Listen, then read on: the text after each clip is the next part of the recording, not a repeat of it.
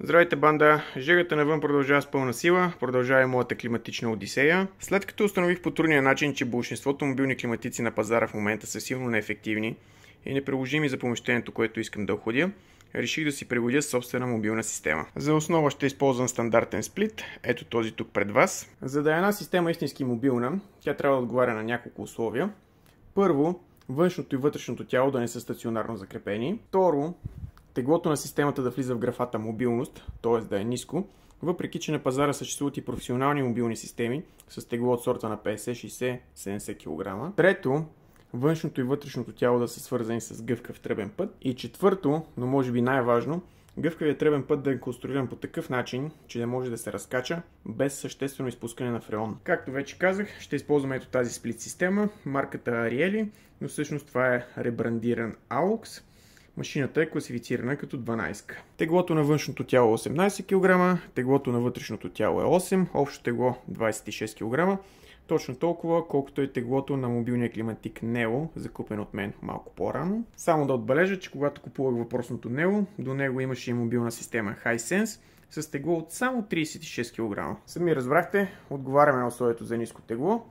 За да не бъде външното тяло стационарно закрепено, ще използвам ето такъв тип пияни колелца, като две от тях ще бъдат с блокировка.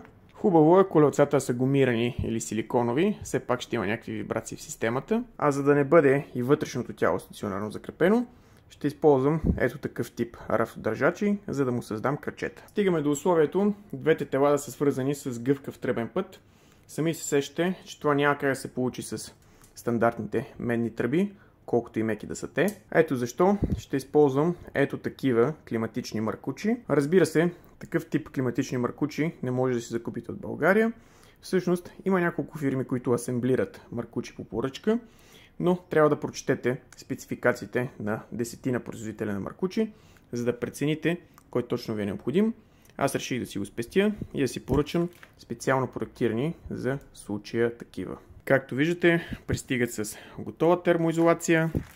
Марката е Fastpipe, произвежда се от Техногаз. Това е италианска фирма.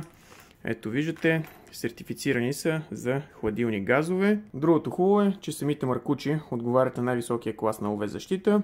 Т.е. може да ги използвате на слънце, без да се притеснявате, че ще се напукат. И така стигаме до последното и най-важно условие. Гъвкавият тръбен път да може да се разкача без съществено изпускане на фреон. Това ще реализирам чрез ето тези бързи връзки за климатични системи с минимално изпускане на хладилен агент при свързване и разкачане. Предполагам се досещате и тях не може да си ги закупите от България. За съжаление не са много ефтини, един комплект мъжко и женско са около 65 лева. Нека отбележа, че тези бързи връзки не са ново изобретение. В Щатите ги има на пазара от около 10 на години. Отново в Щатите може да се закупите ето такава направи си сам сплит система, която защо е направи си сам. Първо, вътрешното тяло е заредено с необходимото количество фреон, както е в нашия случай сега. Разликата е в тръбния път, който е реализиран точно с тези бързи връзки.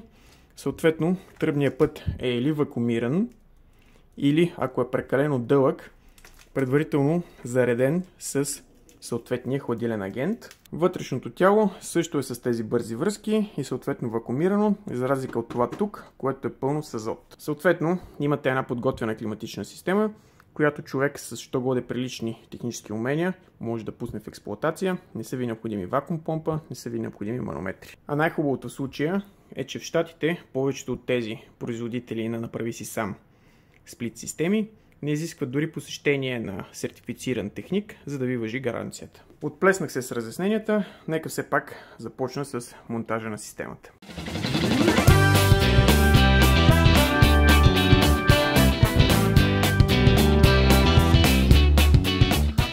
Външното тяло вече е приятно мобилно.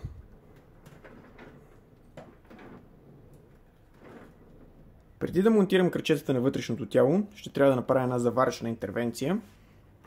Както виждате, тръбите, по които циркулира фреона, завършват с ето тези фитинги, които, за съжаление, на мен не ми вършат работа. Ще трябва да ги отрежа и да заваря бързите връзки. Вече ви казах, че вътрешното тяло е пълно с азот. Това е така, за да не се натрупва влага в изпарителя. Нека го изпуснем.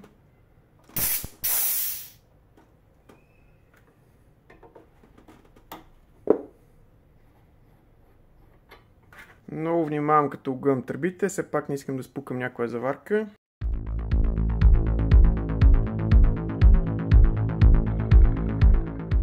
С шабърчето много внимателно трябва да махнем остатъците от рязане по тръбата.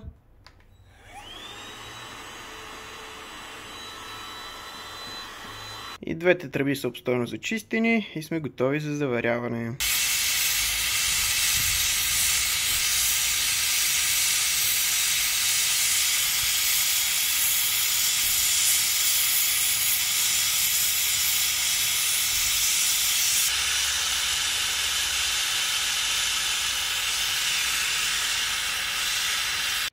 За човек, който заварява от дъжд на вятър, мисля, че двете заварки се получиха сравнително добре. След като върнахме изолацията на тръбите, е време да сложим крачетата на вътрешното тяло. Това е заводската конзола на климатика. Рафтодържачите, където съм разпробил по една допълнителна дупчица. Нека ги монтираме.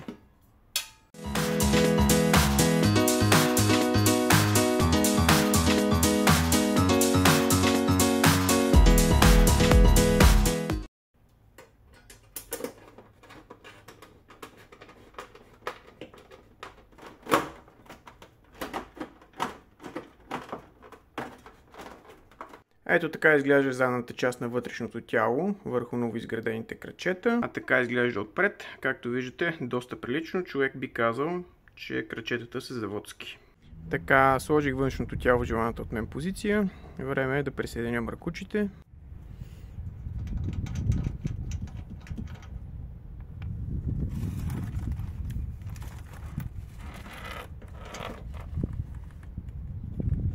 За да се възползвам от схемата с бързите връзки, трябва да използвам едни нипелчета. Разбира се, можех да поръчам мъркуч с правилните конектори, но това ще да ми струва значително по-скъпо. И ето така изглеждат монтираните бързи връзки към двата мъркуча. Така, в момента нещата са на етап проба, така че игнорирайте как точно съм прекарал мъркучите, няма да бъдат така в действителност. Стигнахме до следващия голям етап, вакуумирането на системата. Използвайки вакуум помпа и манометър, ще проверим дали системата може да задържи вакуума за период от около 15 минути. Докато вакуумирах системата, установих, че освен комплекта манометър и помпа, ми е необходим и един преходник за сервизния винтил ето тук, който да натиска игличката му. За моя радост успях да измисля друга схема с една телчица, която поставих в ето този мъркуч. А докато чакам системата да се вакуумира, не е лоша идея да монтирам и кабелите на климатика.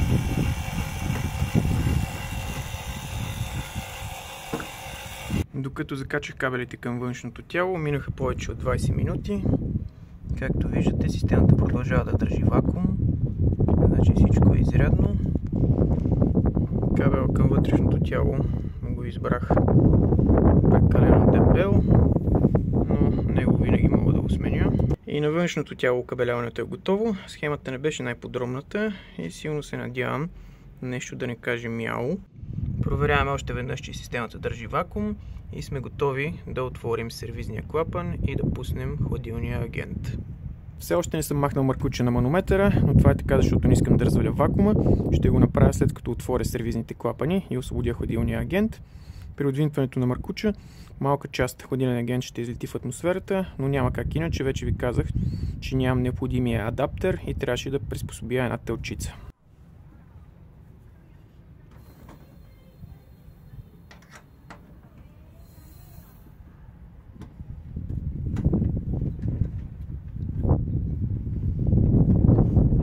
Отвинтваме смело до край.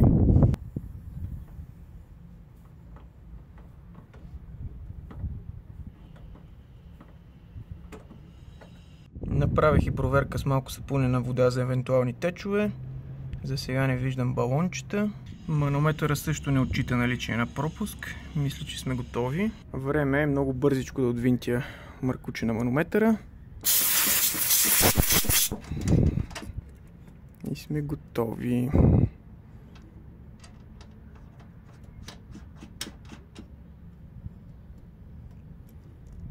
Ето за това приспособление ви говорех. За тази телчица, която бута иглата на сервизния клапан. Ами време е да видим дали това ще стане на климатик или ще каже мяу.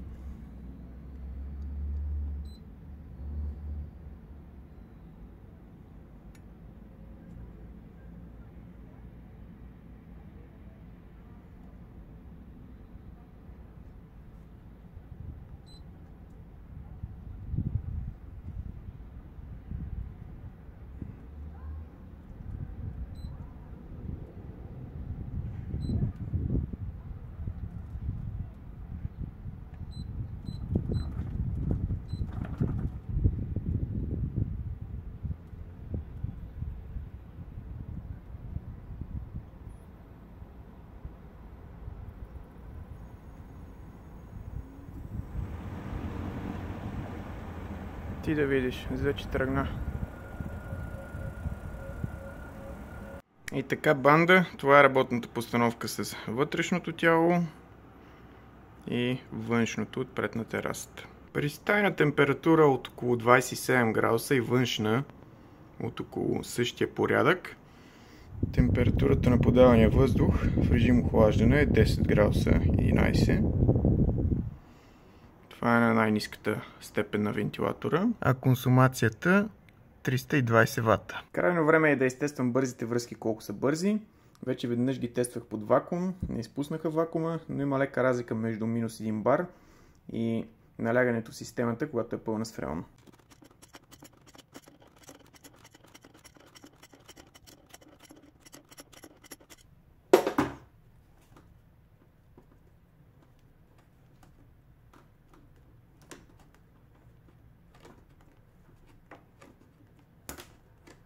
Това беше, не знам дали го чухте, едно съвсем лекичко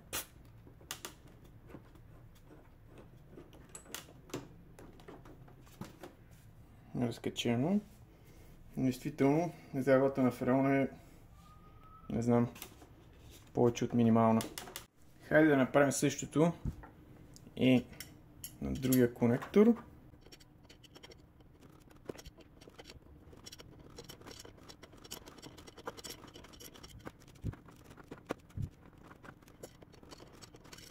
Така, слушайте по-внимателно този път, защото няма да се повтаря.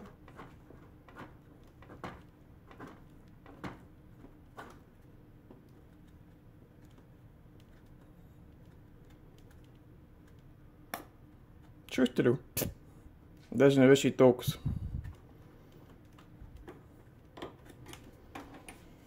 Единственото нещо, което недопрецених, или по-скоро се скъпих, е, че трябваше да има такива конектори на външното тяло, или тези да ги бях сложил на външното тяло, където ще е една идея доста по-лесно да се разкачат и закачат. А на всичко отгоре тези конектори имат и шплентове, да не би случайно да се развинтят, което в случая ми се вижда малко overkill. В режим турбо при 26 стайна температурата на подавания пада до около 9 градуса,